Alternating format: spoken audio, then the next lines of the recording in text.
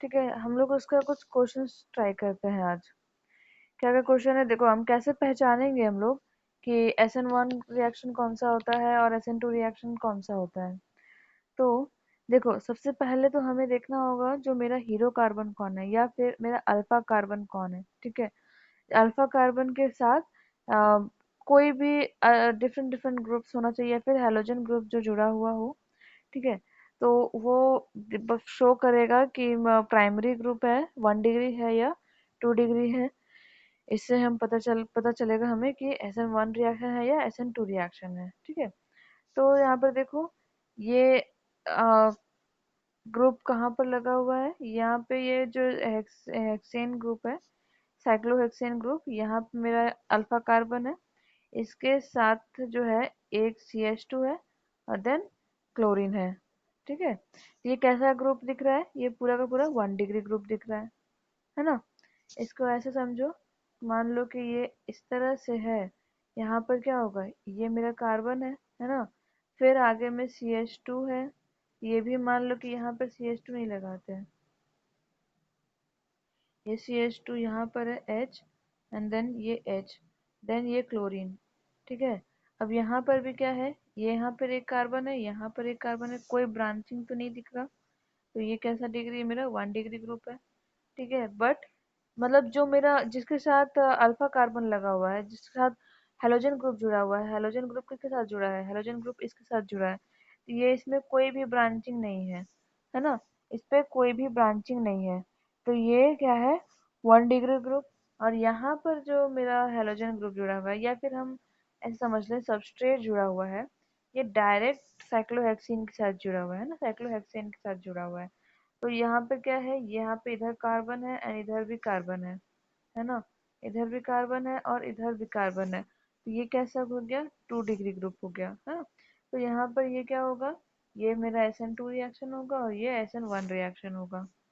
ठीक है, प्राइमरी में हमेशा SN2 रिएक्शन फॉलो करता है, और टर्शरी में या फिर SN1 रिएक्शन जो होता है वो सेकेंडरी या टर्शरी में फॉलो होगा।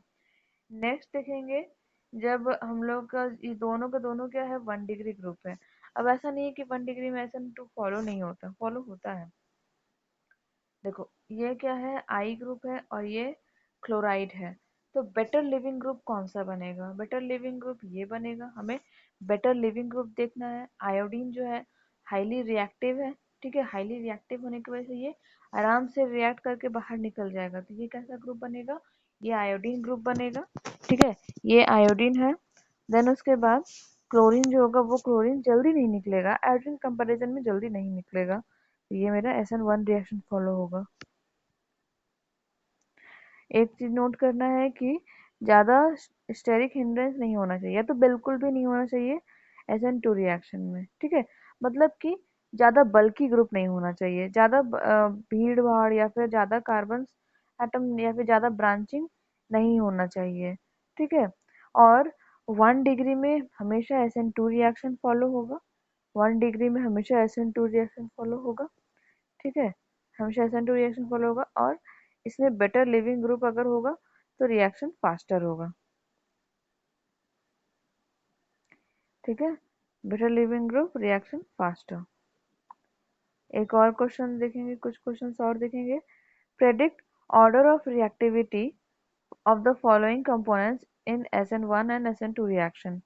ऑर्डर ऑफ रिएक्टिविटी फाइंड करना है। कैसे ऑर्डर ऑफ रिएक्टिविटी फाइंड करेंगे, तो द 4 आइसोमेरिक ब्रोमोब्यूटेन है। ठीक है, मतलब कि ब्रोमोब्यूटेन का 4 आइसोमर होता है, वो 4 सारा आइसोमर बनाना है ब्रोमोब्यूटेन का। सबसे पहले क्या देखेंगे, 1 डिग्री में बनाएंगे। फिर यहाँ मतलब 1 डिग्री में मेरा ब्रोमीन तो जुड़ा हुआ है, बट ये ब्रांच कैसा है, 2 डिग्री है। उसके बाद 2 डिग्री में ब्रोमीन बना दिए, फिर टर्शरी में ब्रोमीन बना दिए। ठीक है, तो इसमें कैसे हम चेक करेंगे किसका SN2 में किसका ज्यादा अच्छा रिएक्टिव होगा। तो सबसे पहले तो टर्शरी का सबसे बेस्ट होगा, बेस्ट एकदम टर्शरी का होगा। आराम से क्या होगा, ये निकल जाएगा, रिलीज कर जाएगा, है ना। देन उसके बाद इसका होगा, क्योंकि सबसे पहले तो 3 डिग्री सबसे ज्यादा, देन 2 डिग्री। अब इन दोनों में किसका ज्यादा होगा, तो हम देख रहे हैं कि दोनों में तो 1 डिग्री में ही ब्रोमीन जुड़ा हुआ है, बट ये क्या है, ये पूरा का पूरा सिंगल चेन है और यहाँ पे एक ब्रांच है, तो ये ब्रांच का ज्यादा होगा।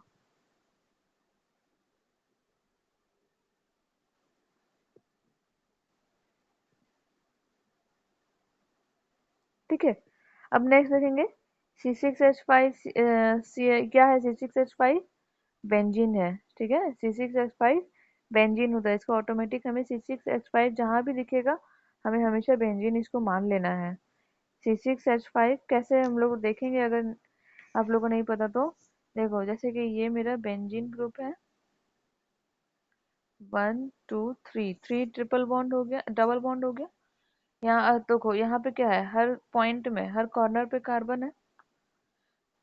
ठीक है, हर कॉर्नर पे कार्बन है, कितने कार्बन हुए, 6 कार्बन। उसके बाद हर कॉर्नर पे कितना है, एक एक हाइड्रोजन होगा, है ना, एक एक हाइड्रोजन होगा हर कॉर्नर पे। कैसे होगा एक एक हाइड्रोजन, यहाँ पे कार्बन को 3 बॉन्ड मिल चुका है, 1 2 और यहाँ पे 3, 3 बॉन्ड से वो शेयरिंग कर चुका है। तो यहाँ पे कितना, अगर सिंपल बेंजीन होगा तो उसको कहेंगे C6H6, और उसके साथ कोई ग्रुप आकर के जुड़ जाए, कौन सा ग्रुप जुड़ा हुआ है, ब्रोमीन है। ठीक है, ब्रोमीन जुड़ गया तो मतलब ये क्या है, ये C6H5 है। ठीक है,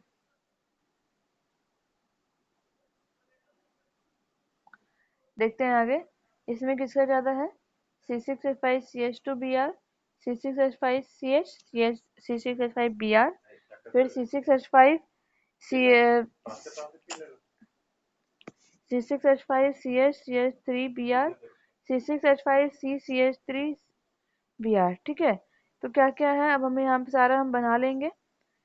बेंजीन लेंगे, देन उसके बाद CH2Br। ठीक है, फिर हम यहाँ बेंजीन बनाएंगे।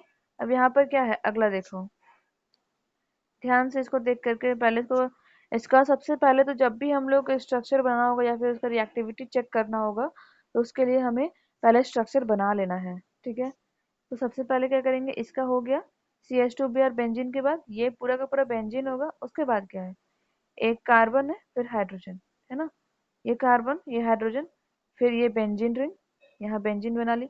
अब ये जो ब्रोमीन है ना, ये ब्रोमीन मेरा इस कार्बन के साथ जुड़ेगा। ठीक है, इस कार्बन के साथ जुड़ेगा। कैसे पहचानेंगे कि किसके साथ जुड़ेगा, देखो यहाँ पे कार्बन को एक हाइड्रोजन मिला है। ठीक है, एक हाइड्रोजन मिला है, फिर एक बेंजीन मिला है, फिर एक ब्रोमीन छोड़ दो भी, एक यहाँ से बेंजीन मिला है, तो 3 बॉन्ड इसका कंप्लीट हो गया। एक और बॉन्ड तो कंप्लीट कराना पड़ेगा ना, तो ये ब्रोमीन जो होगा वो कार्बन के साथ जुड़ेगा, ये तुमको चेक करना होगा। ठीक है,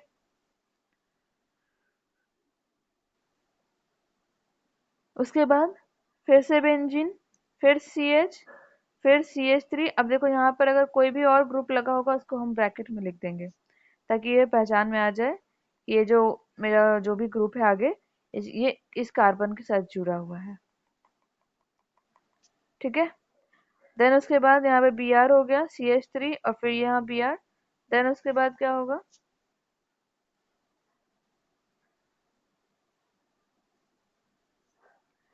फिर से बेंजीन, फिर एक कार्बन, फिर मिथाइल, फिर बेंजीन, फिर ब्रोमीन, ऐसा बनेगा। ठीक है, इसको ध्यान से बार बार प्रैक्टिस करना है तो वो बन जाएगा मेरे से। ठीक है, चलो अब देखेंगे। मैं हम सबसे पहले देखा जाता है अल्फा कार्बन किसके साथ जुड़ा हुआ है, तो सबसे पहले अल्फा कार्बन को कुछ ना कुछ साइन दे दो। यहाँ से अल्फा कार्बन, यहाँ अल्फा कार्बन, यहाँ अल्फा कार्बन, है ना। ठीक है, अब देखो अल्फा कार्बन के साथ ये जुड़ा हुआ है, अब ये कौन सा ग्रुप है, ये 1 डिग्री ग्रुप है, तो ये तो सबसे लीस्ट होगा SN2 के रिएक्शन में। फिर यहाँ पे अल्फा कार्बन है, यहाँ पे बेंजीन है, यहाँ बेंजीन है, and यहाँ पे ब्रोमीन है, बट एक और हाइड्रोजन है, तो ये हाँ थोड़ा रिएक्टिविटी इससे कंपैरिजन में ज्यादा ही होगा। फिर अब यहाँ पर एक कार्बन इधर, यहाँ पे एक बेंजीन, यहाँ एक बेंजीन, यहाँ एक हाइड्रोजन है, तो देखो ये जो होगा इसका रिएक्टिव थोड़ा कम होगा। क्यों, क्योंकि बेंजीन जो है मोस्ट नॉन रिएक्टिव है, मतलब कि बहुत ज्यादा स्ट्रांग है, अगर उसके साथ बेंजीन जुड़ा हुआ है तो मतलब वो छोड़ेगा ही नहीं। ठीक है, अब यहाँ पे क्या है, एक बेंजीन है और एक मिथाइल ग्रुप है, तो ये इसके कंपैरिजन में ये जो है कम होगा। फिर ये क्या है, दो बेंजीन ग्रुप जुड़ा हुआ है, एक मिथाइल ग्रुप है और एक ब्रोमीन है। ठीक है, तो सबसे ज्यादा इसका होगा। क्यों सबसे ज्यादा इसका होगा? क्योंकि यहाँ पे भले ही दो बेंजीन ग्रुप जुड़ा हुआ है, बट एक हाइड्रोजन तो है ना। हाइड्रोजन जो है बिल्कुल भी रिएक्टिव नहीं है, बिल्कुल भी वो इलेक्ट्रॉन देगा ही नहीं। ठीक है, तो न्यूक्लियोफाइल मेरा आराम से निकलेगा ही नहीं। तो सबसे ज्यादा किसका होगा? 4 का, देन 2, देन ये, और उसके बाद ये। चलो क्वेश्चन हो गया। इसे ज्यादा से ज्यादा, जितना ज्यादा से ज्यादा क्वेश्चन ट्राई कर सकते हैं उतना क्वेश्चन ट्राई करने की कोशिश करेंगे। ठीक है, जिससे हम लोग को प्रैक्टिस हो जाए। ठीक है, अब देखेंगे, अब हम लोग इसके स्टीरियो केमिस्ट्री के बारे में पढ़ेंगे। स्टीरियो केमिस्ट्री होता क्या है? जब हम किसी भी कंपाउंड के बारे में देखते हैं, उसके स्ट्रक्चर्स के बारे में पढ़ना होता है। ठीक है, कि वो स्ट्रक्चर आखिर बना कैसे है, होता क्या है। अब हम समझेंगे कि उसमें होता क्या है। जो न्यूक्लियोफाइल है, कभी वो लेफ्ट से अटैक करता है, कभी राइट से अटैक करता है। ऐसा क्यों करता है, इसके बीच का रीजन समझेंगे। ठीक है, तो देखो, जब हम लोग SN2 रिएक्शन जो होता है, वो पूरी तरह से स्टीरियोकेमिकल इन्वर्शन है। ठीक है, while SN1 reaction proceeds with racemization। अब ये इन्वर्शन, रेसिमाइजेशन, ये सब क्या होता है? तो सबसे पहले तो इसके बारे में समझो, इसके बाद हम लोग इसके कॉन्सेप्ट्स में जाएंगे। तो देखो, जब मेरा कोई भी, मान लो कि यहाँ पर एक ग्रुप, एक कार्बन कंपाउंड है, इस साइड लगा हुआ है कोई भी एक ग्रुप, मान लो कि OH लगा हुआ है, बाकी साइड में क्या है? हाइड्रोजन है। फिर इधर मिथाइल ग्रुप जुड़ा हुआ है। ठीक है, मिथाइल ग्रुप, और इधर लगा हुआ है हाइड्रोजन। ठीक है, अब यहाँ पे क्या हो रहा है, जो इधर से हम लोग को थोड़ा सा उल्टा बनाना पड़ेगा ना।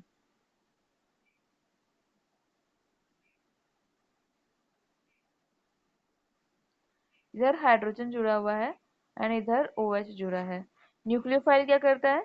इधर से अटैक करता है, ये इधर से निकल जाता है ना। तो यहाँ पे क्या हो रहा है, अब जो नेक्स्ट बनेगा, नेक्स्ट कंपाउंड जो मेरा बनेगा वो कैसा बनेगा?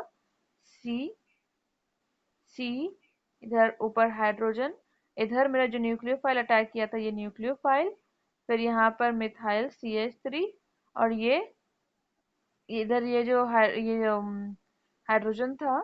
ठीक है, ये हाइड्रोजन उठ करके इधर आ जाएगा, तो यहाँ पर हाइड्रोजन, ऐसा कंपाउंड बनेगा। ठीक है, तो देखो, पहले जो मेरा नेगेटिव चार्ज था, नेगेटिव ग्रुप था, वो किस साइड था? वो इस साइड, राइट साइड में था। अब किधर आ गया? इस साइड, लेफ्ट साइड आ गया। ठीक है, तो जब वो अपना पोजीशन चेंज करेगा, इस साइड से दूसरे साइड आ जाएगा, इसको हम कहेंगे इन्वर्शन। ठीक है, इन्वर्शन कहेंगे।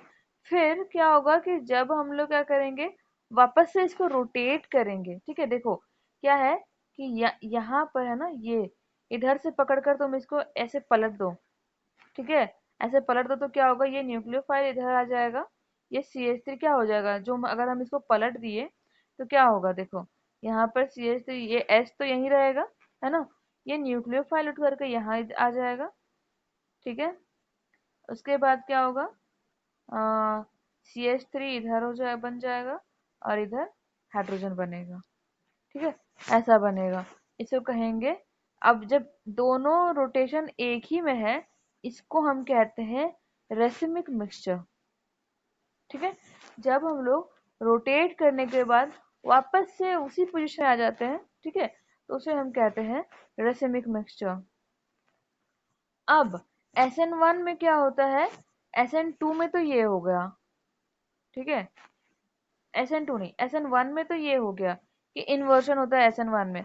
बट SN2 में क्या होता है, SN2 में कोई चेंजेस नहीं होता, SN2 में रिटेंशन होता है। रिटेंशन का मतलब क्या होता है, जहां पे मेरा सबस्ट्रेट था पहले से, उसी जगह पे पहले वो सबस्ट्रेट निकलेगा, देन वहां पे न्यूक्लियोफाइल अटैक करेगा, तो मेरा इसका कॉन्फ़िगरेशन, जो उसका स्ट्रक्चर होगा, वो चेंज नहीं होगा, वो वैसा का वैसा ही रहेगा। ठीक है, तो इसको हम, जब मेरा कहा जाता है SN1 रिएक्शन इन्वर्शन होता है और SN2 रिएक्शन रिटेंशन होता है, हम लोग इसको आगे देखेंगे। सबसे पहले एग्जांपल्स के समझते हैं। ये है मेरा कार्बन कंपाउंड, ठीक है, कार्बन कंपाउंड है। इसको अच्छे से देखो, ये क्या है, देखो ये हम बताए थे लास्ट क्लास में हम लोग, ये वेज पोजीशन में है और ये डैश पोजीशन में है, ठीक है, ये वेज में है और ये डैश में है। वेज का मतलब क्या होता है, जैसे ये मेरा कार्बन यहाँ पर है, ठीक है, ये कार्बन है जो ये वेज पोजीशन पे है, ये ऊपर की तरफ है, ठीक है, ये ऊपर की तरफ है जहां से ऑब्जर्वर देख रहा है। और ये जो डैश पोजीशन पे है, ये जो डैश है ये नीचे की तरफ है, ठीक है, नीचे की तरफ है। मतलब मान लो कि ये मेरा यहाँ पर जो कार्बन है इसको हम ऊपर से देख रहे हैं, ठीक है, ऊपर से देख रहे हैं तो क्या दिख रहा है कि हाइड्रोजन जो है ऊपर की तरफ है और दूसरा हाइड्रोजन वो नीचे की तरफ है। जब सिंगल ऐसा प्लेन लाइन बनेगा मतलब वो प्लेन में है, 2D में है, इसको 3D इमेजिन करना पड़ेगा, ठीक है। इस पे क्या हो रहा है, इसमें क्या होगा, ब्रोमीन एंटर करेगा, ठीक है, ब्रोमीन एंटर करेगा और जो पहले से क्लोरीन, यहाँ पे मान लो कि यहाँ पे क्या है, क्लोरीन है, ठीक है, यहाँ पे क्लोरीन है, ये ब्रोमीन अटैक करेगा और क्लोरीन निकलेगा, क्लोरीन निकलेगा, ठीक है, लूज करेगा। तो अब मेरा स्ट्रक्चर क्या बन जाएगा, ऐसा बन जाएगा, ठीक है। तो अटैक करा किधर से, पीछे की साइड से अटैक किया, ठीक है, तो ये किधर से अटैक हुआ, ये पीछे की तरफ से अटैक होता है। ये कैसा रिएक्शन बना, इन्वर्जन। पहले मेरा सबस्ट्रेट किधर था, राइट साइड में था, अब सबस्ट्रेट लेफ्ट साइड में है तो इसको हम कहेंगे इन्वर्जन, ठीक है ना, समझ में आ गया होगा, ज्यादा टफ नहीं है, बस चीजों को थोड़ा समझना है।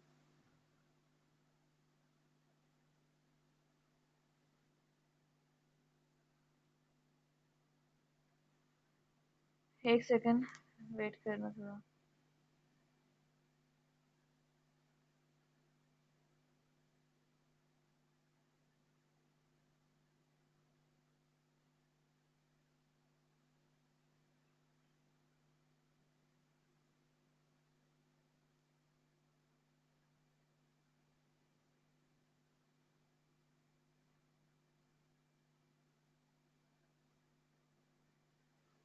हम्म,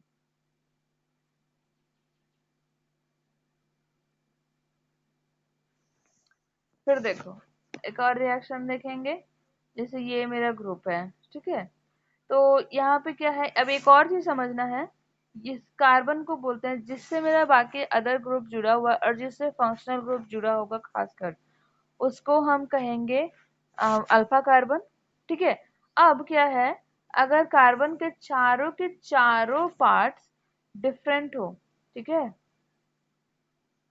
अगर कार्बन के चारों पार्ट्स डिफरेंट हो, इसको हम कहते हैं कायरल, ठीक है, इसे कहते हैं कायरल, ठीक है, जब सारे के सारे पार्ट जो है डिफरेंट होंगे, ठीक है।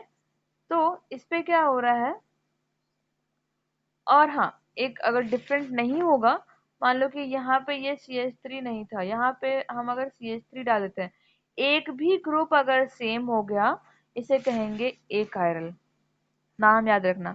अगर सारे के सारे ग्रुप डिफरेंट होंगे, इसे नाम देते हैं कायरल, और अगर एक डिफरेंट होगा या फिर एक सेम हो जाएगा तो हम इसे ए कायरल बोलेंगे, ठीक है।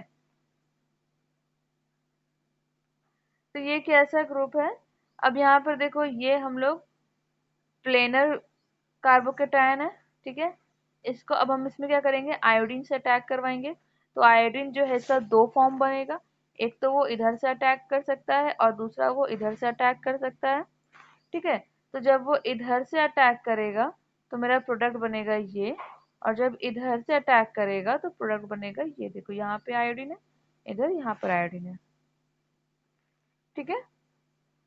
अब देखो, जब हम लोग इसमें क्या हो रहा है कि दोनों का दोनों कंपाउंड तो सेम है ना, दोनों के दोनों का कंपाउंड जो है वो सेम है, ठीक है, लेकिन इसमें बस पोजीशन चेंज है। तो यहाँ पर होगा कि आप एस आइसोमर जो है इसको हम नाम देते हैं एस आइसोमर। देखो, जब भी पोजीशन जो है राइट मतलब क्लॉकवाइज में मूवमेंट होगा, जब क्लॉकवाइज में मूवमेंट होगा तो उसको हम नाम देते हैं आर कॉन्फ़िगरेशन, और राइट साइड में मूव होता है इसे हम नाम देते हैं एस कॉन्फ़िगरेशन। ठीक है, अब आर और एस को ध्यान से समझो। यहाँ पर देखो, जब हम इसको नाम दिए एस इनैंशियोमर, ठीक है, इनैंशियोमर, ये क्या होगा, दो इनैंशियोमर फॉर्म करेगा। इनैंशियोमर का मतलब क्या होता है, सारे के सारे जो कंपाउंड है वो सेम है, कोई चेंजेस नहीं आया, बस यहाँ पे क्लोरीन चेंज हो गया, यहाँ पे क्लोरीन चेंज हो गया, मतलब एक सबस्ट्रेट यहाँ पर चेंज हो गया। ठीक है, तो ये क्या है, ये मेरा इस पोजीशन पे था, राइट पोजीशन पे था। ठीक है, तो राइट पोजीशन पे था, यहाँ पर भी आयोडीन किस साइड अटैक किया, राइट पोजीशन पे, तो इसका नाम होगा एस कॉन्फ़िगरेशन।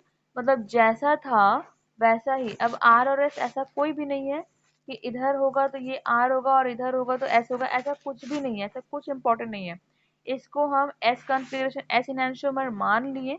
ठीक है, एस इनैंशियोमर हम मान लिए, तो इसी के जैसा क्लोरीन जिस साइड है, आयोडीन भी इसी साइड है, इसीलिए इसको हम एस इनैंशियोमर माने। एंड आयोडीन जो है अपोजिट पोजीशन में चला गया, इसीलिए हम इसको आर इनैंशियोमर माने। ठीक है ना। अब यहाँ पे इनैंशियोमर सोच रहे हो कि इनैंशियोमर क्या होता है। देखो, जब भी कंपाउंड हो इसका हम रोटेशन करवाएंगे। ठीक है, जब भी हम रोटेशन करवाते हैं या फिर अटैकिंग होता है, ठीक है, ये जो कार्बन होगा, ये कार्बन क्या होगा, हम लोग इस कार्बन को पकड़कर यहाँ से, इस कार्बन को पकड़ कर इसको हम रोटेट कर देंगे। ठीक है ना, इसको हम क्या करेंगे, रोटेट कर देंगे।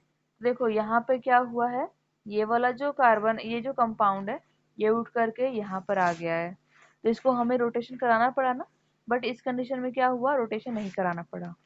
और अगर सेम सबस्ट्रेट हो सारे जगह पे, जो रिएक्टेंट में मेरा सबस्ट्रेट था वही सबस्ट्रेट अगर प्रोडक्ट में भी हो, इसको हम एनांशियोमर नहीं कहेंगे। ठीक है, इसको हम रेसिमिक मिक्सचर कहेंगे अगर सेम होगा तो, या रेसिमाइजेशन कहेंगे।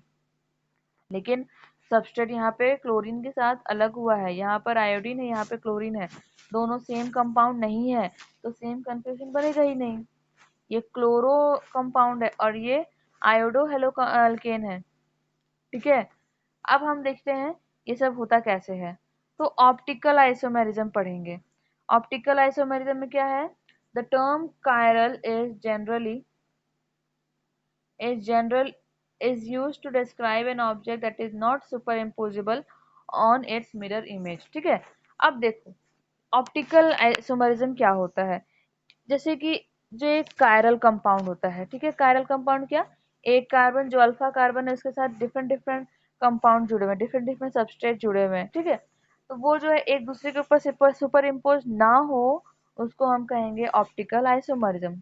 फॉर एग्जाम्पल क्या होता है सुपर इम्पोजिबल, तुम्हारा दो हाथ है, ठीक है, ये एक हाथ है और यहाँ पे ये दूसरा हाथ है, इसको जब हम उठा करके इसके ऊपर रख देंगे तो क्या होगा, ये जो अंगूठा होगा ये इस साइड आ जाएगा, है ना, दूसरी साइड, तो क्या होगा, पूरी तरह से सुपर इम्पोज नहीं होगा, मतलब एक के ऊपर एक पूरी तरह से उसको नहीं ढकेगा। ठीक है, फिर ये अगर मेरा पैर है तो ये क्या है, इसका टो जो है इस साइड है एंड इसका टो इस साइड है, इसको जब उठाकर इसके ऊपर रखेंगे तो ये भी सुपर इम्पोज नहीं कर रहा।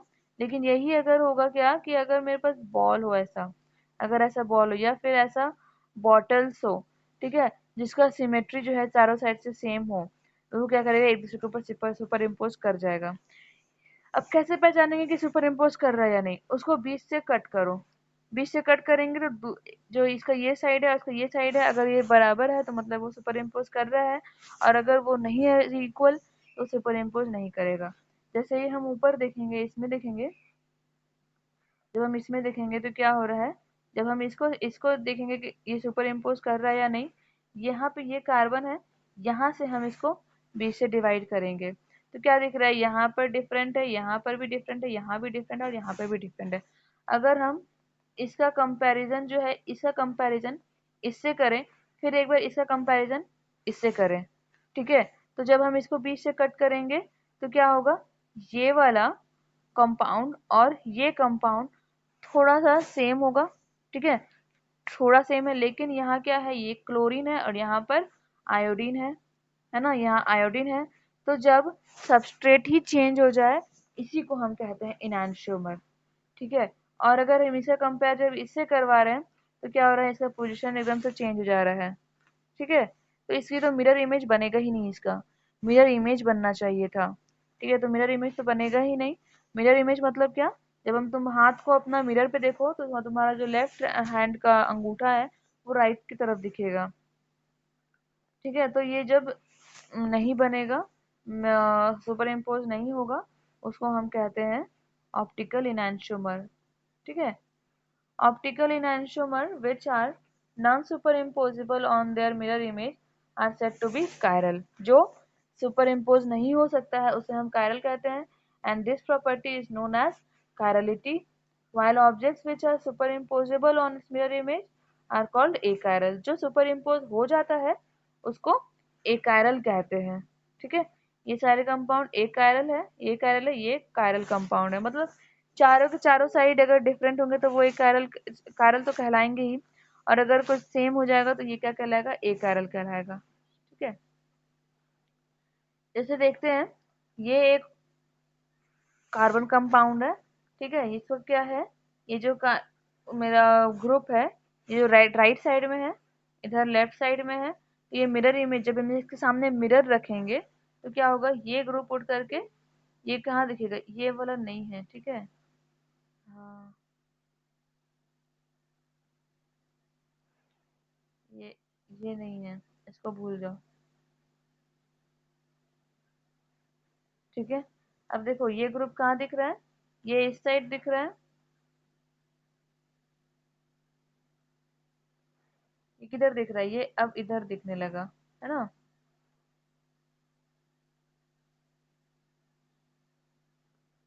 ये देखो पहले इस साइड था, अब इस साइड है। ठीक है, तो ये किधर, ये अपना मिरर में तो लेफ्ट साइड चला जाएगा।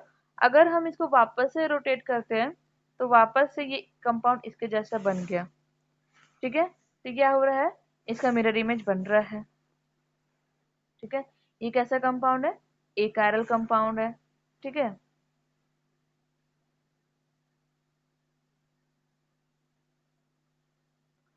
अब देखो अगर हम कायरल में चेक करें, क्या होगा कि यहाँ पे मेरा अल्फा कार्बन है, इसमें सारे के सारे सबस्ट्रेट अलग है, डिफरेंट है।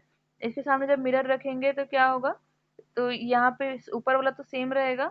देखो यहाँ जो था वो इधर आ गया, जो इस साइड था वो इस साइड आ गया। अगर इसको वापस से तुम कितने बार भी रोटेट करो, ये वापस इसके जैसा नहीं बनेगा। ठीक है, इसको कितने बार भी रोटेट करो, ये वापस क्या होगा, इसके जैसा नहीं बनेगा, ये भी इसके जैसा नहीं बनेगा। ठीक है, तो इसको हम कहेंगे कायरल, मतलब कितना भी रोटेशन करवा लो ये वापस उसके जैसा नहीं बनेगा। ठीक है,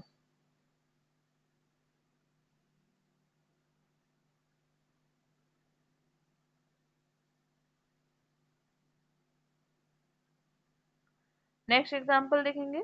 जैसे यहाँ पर एक मेरा ग्रुप है, ये क्या है, यहाँ पे CH3 है, NH2 है, और यहाँ पे हाइड्रोजन है। ठीक है, तो ये भी कैसा ग्रुप है, कायरल ग्रुप है। ठीक है, फिर यहाँ पे देखो जब इसको रोटेट करवाएं तो यहाँ CH3 इधर था, ये CH3 उठकर इधर आ गया, COOH इस साइड था, वो उठ करके इधर आ गया। तो मतलब मिरर जब भी हम इसके सामने मिरर रखेंगे इसका पोजीशन चेंज हो जाएगा। ठीक है ना, इसका पोजीशन चेंज हो जाएगा। अब ये जो है इनैंशियोमर नहीं है। ठीक है, इसको इनैंशियोमर नहीं समझना है।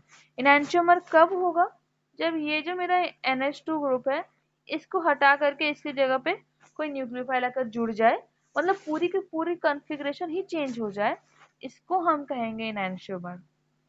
ठीक है, कंफ्यूज नहीं होना है। अब देखो हम लोग देखेंगे पोलराइज्ड लाइट। मतलब पोलराइज्ड लाइट क्या होता है, देखो जब भी मान लो कि एक सॉल्यूशन है, एक सॉल्वेंट है। ठीक है, तो जब हम लोग हेलो एल्केन को रिएक्ट करवाते हैं तो क्या करते हैं, सॉल्वेंट में उसको पोर करते हैं, डालते हैं। ठीक है, तो जो मेरा सॉल्वेंट होता है वो क्या होता है ना, उसका जो चार्ज होता है, उसके जो क्या बोलते हैं उसको, रेडिएशंस होते हैं। ठीक है, ये क्या करते हैं ना, ये घूमता रहता है चारों साइड, इस तरह से रोटेट करता रहता है, कभी ऐसे करके, कभी ऐसे करके, कभी इस तरह से, ये हर जगह पे रोटेट होता रहेगा। ठीक है, ये हर जगह पे रोटेट होता रहेगा।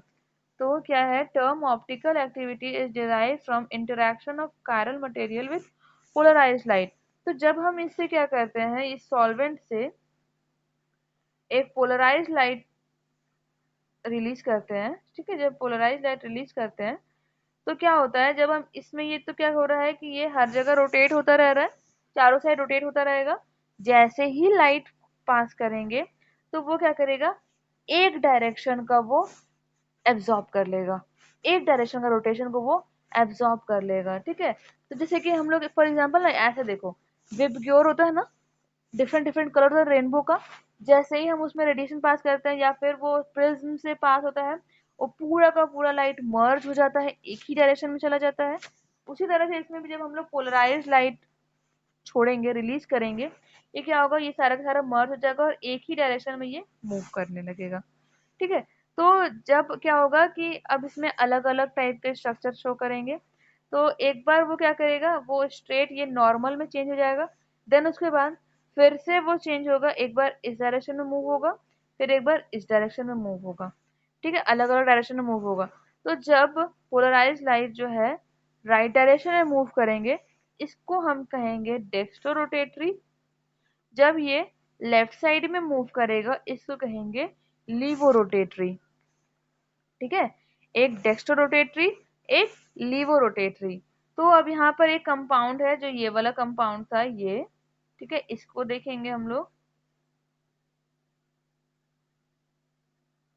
देखो ये क्या था, ये पहले इस डायरेक्शन में था, मतलब मेरा जो लाइट है वो इस साइड फॉल हुआ, इस डायरेक्शन में घूमा है, और फिर एक बार वो क्या हुआ, ये इधर आ गया और ये इधर आ गया, है ना।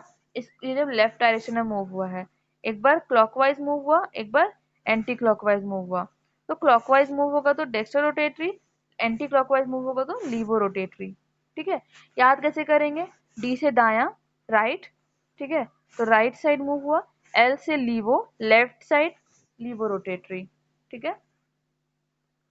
अब देखेंगे हम लोग स्टीरियो सेंटर। स्टीरियो सेंटर किसको कहते हैं, जिस कार्बन के साथ डिफरेंट डिफरेंट कंपाउंड जुड़े हों, ठीक है, या यूं समझ लो जिसके कंधे पे ज्यादा बोझ है, इस कार्बन पे ज्यादा बोझ है ना, इस कार्बन के ऊपर ज्यादा बोझ है, इसको हम कहेंगे स्टीरियो सेंटर, ठीक है। यहाँ पर भी इसको कहेंगे स्टीरियो सेंटर, ठीक है। यहाँ पर भी क्या हो रहा है, सेम कंपाउंड है NH3, ये क्या हो रहा है, इस साइड मूव हो गया, ठीक है। यहाँ पे क्या है ना, ये NH3 जो है ना ऊपर के डायरेक्शन में है, और दोनों CH3 एंड COS वो नीचे की तरफ है। जब भी इस तरह से बना, मतलब वेज डैश में बना, डैश मतलब वो जो डैश डैश हम लोग इस तरह से बनाते हैं वो नीचे की तरफ है, इसीलिए इसको डैश बनाते हैं, और एक ऊपर की तरफ है इसलिए हम इसको वेज बनाते हैं। अब हम देखेंगे कायरलिटी चेक कैसे करेंगे, टेस्ट फॉर कायरलिटी, ठीक है। तो कायरलिटी चेक कैसे करेंगे, देखो यहाँ एक कंपाउंड है प्रोपेन टू ओल, ठीक है, प्रोपेन टू ओल। तो इसको बना लो, पहले सबसे पहले तो स्ट्रक्चर बना लो, ठीक है। स्ट्रक्चर बना लो तो क्या बनेगा, प्रोपेन का कितना होता है, 3 कार्बन होता है, और सेकेंड नंबर पे बोला जा रहा है एक अल्कोहल ग्रुप है, ठीक है। इसको हम कैसे भी बना सकते हैं, हमें कायरल कंपाउंड ही बनाना है। तो कायरल मतलब एक सिंपल चेन जो होता है, अगर तुम समझ रही हो कि कार्बन में हम 2 जगह हाइड्रोजन लगा ले, जैसे कि ये भी एक CH3 C, फिर OH, ठीक है, और ये ऐसा कंपाउंड बनेगा, है ना। अब यही जो है मेरा 2 ओल, सेकेंड नंबर पे ओल बोला जा रहा है, इस तरह से कंपाउंड बनेगा ना ये CH3, ठीक है। तो इसको क्या करना है, इन दोनों को क्या, जब हम लोग ऑप्टिकल आई समझ में चेक करते हैं, इन दोनों को नीचे ले आओ, इन दोनों को ऐसे नीचे ले आओ, ठीक है। दोनों साइड के कार्बन या फिर दोनों साइड में कोई भी कंपाउंड होगा वो क्या होगा, नीचे की तरफ आ जाएगा, जिससे हमें मिरर इमेज में आसान होगा, ठीक है, इससे मिरर इमेज फाइंड करने में आसानी होगा। अब देखो ये बताना है ये कायरल है या एन ए कायरल है। देखो यहाँ पर 2 मिथाइल ग्रुप लगा हुआ है ना, 2 मिथाइल ग्रुप लगा हुआ है। तो ये क्या है, जब इसका मिरर इमेज शो करेंगे, एक तो ये उठ करके इधर आ जाएगा, लेकिन जब दोबारा से इसको रोटेट करोगे तो ये वापस से उधर ही चला जाएगा, ठीक है। लेकिन यहाँ पर क्या है, 2 कायरल ग्रुप जुड़ा हुआ है, दो सॉरी मिथाइल ग्रुप जुड़ा हुआ है, तो ये है ए कायरल, ये कायरल नहीं है, ए कायरल है। उसी तरह से हम लोग और भी प्रोडक्ट्स के कायरल एंड ए कायरल को चेक कर सकते हैं।